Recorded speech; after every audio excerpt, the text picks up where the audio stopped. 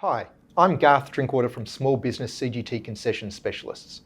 In this video, I'm going to talk to you about the additional test for rights or interests in relation to the income or capital of a partnership. Particularly, I'm going to talk to you about the relevance of the test, when the test applies, and what the test is.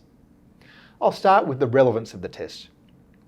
The additional test for rights or interests in relation to the income or capital of a partnership is an integrity measure to prevent the alienation of partnership income or capital.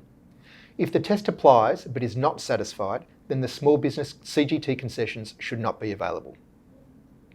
I've just talked about the relevance of the test. I'll now talk about when the test applies.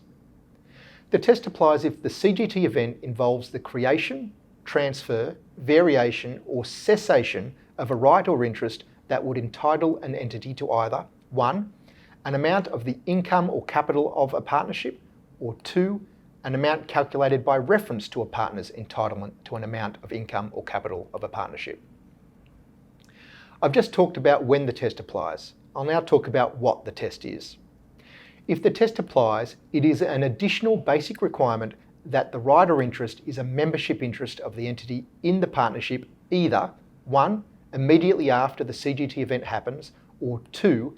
If the CGT event involved the cessation of the right or interest immediately before the CGT event happens. In effect, this prevents the alienation of partnership income or capital without a corresponding alienation of a membership interest in the partnership. An example of this test in operation would be in relation to an assignment of partnership income or capital. Such an assignment should not satisfy the test and should not be eligible for the small business CGT concessions. And that's it. That's the additional test for rights or interests in relation to the income or capital of a partnership. If you would like to know more or get in contact, head on over to our website.